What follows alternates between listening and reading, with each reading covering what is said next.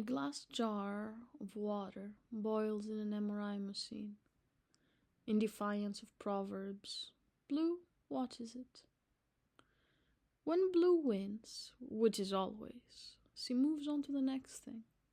She savors her victories in retrospect, between missions, recalls them only while traveling, upthread into the stable past, or downthread into the fraying future.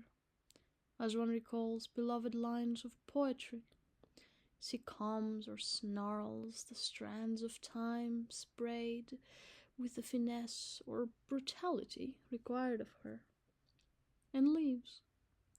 She's not in the habit of sticking around, because she's not in the habit of failing. The MRI machine is in a 21st century hospital, remarkably empty, evacuated, Blue observes, but never conspicuous to begin with. Nestled in the green heart of a forest bisected by borders. The hospital was meant to be full.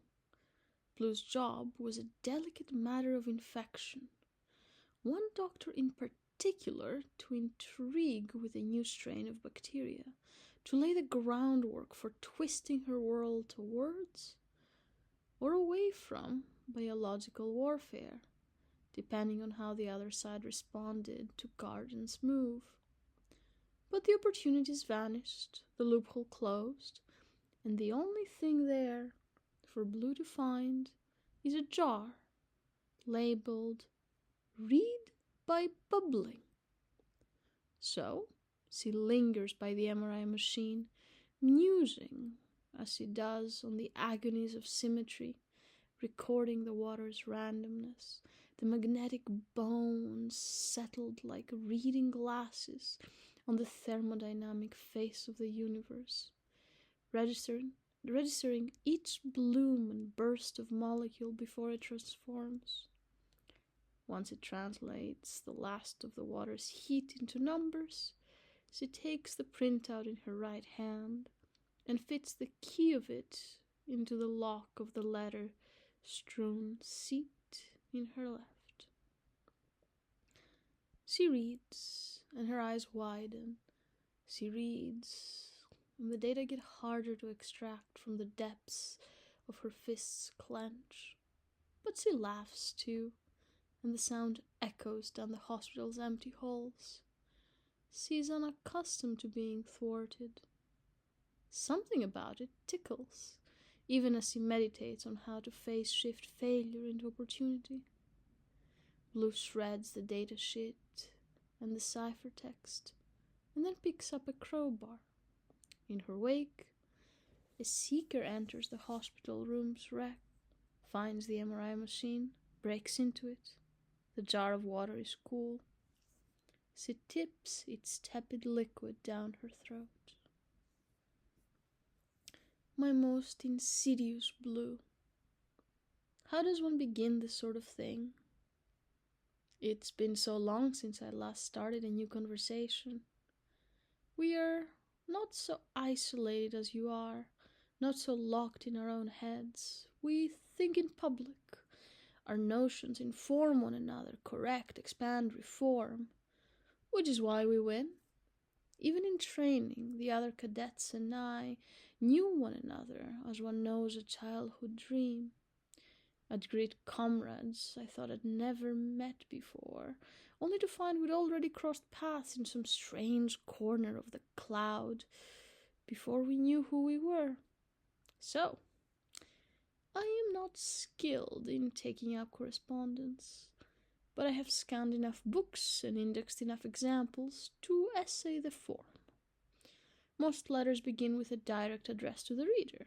I've done that already. So next comes shared business. I am sorry you couldn't meet the good doctor. She's important. More to the point, her sister's children will be, if she visits them this afternoon, and they discuss patterns in bird song, which she will have done already by the time you decipher this note. My cunning methods for spiriting her from your clutches? Engine trouble, a good spring day, a suspiciously effective and cheap remote access software suite, her hospital purchased 2 years ago, which allows the good doctor to work from home. Thus, we braid strand 6 to strand 9, and our glorious crystal future shines so bright, I gotta wear shades, as the prophets say. Remembering our last encounter, I thought it best to ensure you twist no other groundlings to your purpose, hence the bomb threat, crude but effective. I appreciate your subtlety. Not every battle's grand, not every weapon fierce. Even we who fight wars through time forget the value of a word in the right moment, a rattle in the right car engine, a nail in the right horseshoe. It's so easy to crush a planet that you may overlook the value of a whisper to a snowbank. Address the reader? Done. Discuss your business? Done. Almost. I imagine you laughing at this letter in disbelief. I have seen you laugh, I think, in the ever-victorious army's ranks as your dupes burned the summer palace, and I rescued what I could of the Emperor's marvelous clockwork devices. You marched scornful and fierce through the halls, hunting an agent you did not know was me. So I imagine fire glinting off your teeth. You think you've wormed inside me, planted seeds or spores in my brain, whatever vegetal metaphor suits your fancy. But here I've repaid your letter with my own. Now we have a correspondence, which, if your superiors discover it, will start a chain of questions I anticipate you'll find uncomfortable. Who's infecting whom? We know from our horse Trojans in my time. Will you respond, establishing complicity, continuing our self-destructive paper trail, just to get in the last word? Will you cut off, leaving my note to spin its fractal math inside you? I wonder which I'd rather. Finally, conclude. This was fun.